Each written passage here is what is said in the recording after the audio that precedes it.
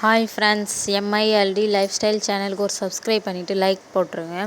இந்த வீடியோ கடைசியில் ஒரு ஃப்ராங்க் இருக்கும். அதுவும் இந்த வீடியோ பற்றின ஒரு ஃப்ராங்க் தான் இருக்குது. நீங்கள் அந்த வீடியோ லாஸ்ட் வரைக்கும் ஸ்கிப் பண்ணாத பாருங்கள். இந்த வீடியோவை பாருங்கள். அடுப்பு ஸ்லோவாக எரிஞ்சிட்டு இருக்குங்களா, அதுக்கு பர்னர் போயிடுச்சுன்னு அர்த்தங்க.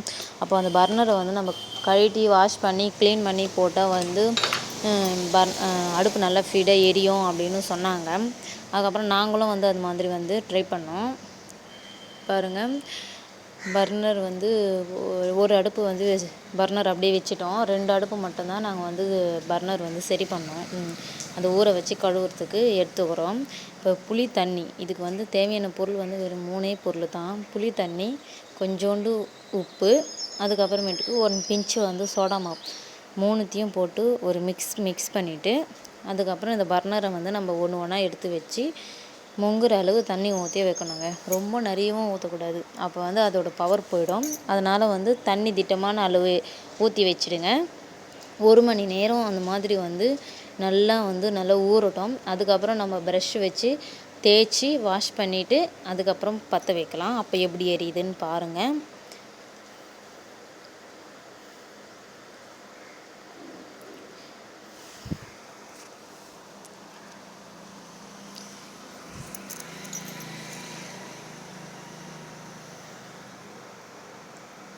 வீட்டில் உள்ள பொருள் தாங்க. நீங்கள் இந்த ட்ரை பண்ணி பாருங்கள்.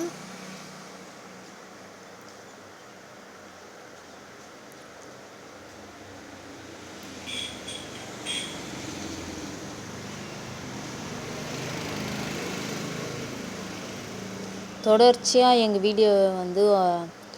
வீடியோவை வச்சு பார்த்து கொஞ்சம் சப்போர்ட் பண்ணுங்கள் ப்ளீஸ். நல்லா ஊறிடுச்சு, கழுவியாச்சு. பாருங்கள், இப்போ அடுப்பில் வச்சிட்டோம். அப்போ அந்த தேய்ச்ச வீடியோ ஸ்கிப் ஆயிடுச்சுங்க. பாருங்கள், பர்னர் 2 பர்னர் தேய்ச்சோம். ஒரு பர்னர் அப்படியே வச்சிட்டோம். பாருங்கள், வச்சது அப்படியே இருக்குது. தேய்ச்ச பர்னர் பளிச்சுன்னு ஆயிடுச்சு. அடுப்பும் நல்லா சூப்பராக எரியுதுங்க. வாங்க அடுப்பு பற்ற வச்சு பார்ப்போம்.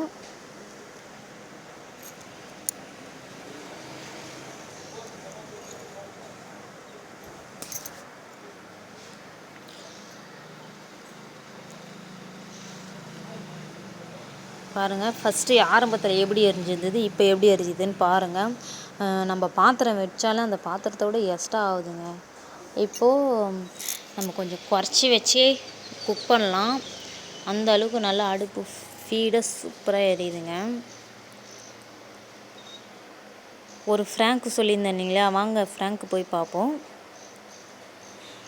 ஃப்ரெண்ட்ஸ், இப்போ இந்த ஃப்ராங்க் என்னென்னா, அந்த பர்னர் அப்படியே தாங்க இருந்துச்சு. அது பளிச்சுன்னா அவ்வளோ ஒன்றுமே ஆகலை.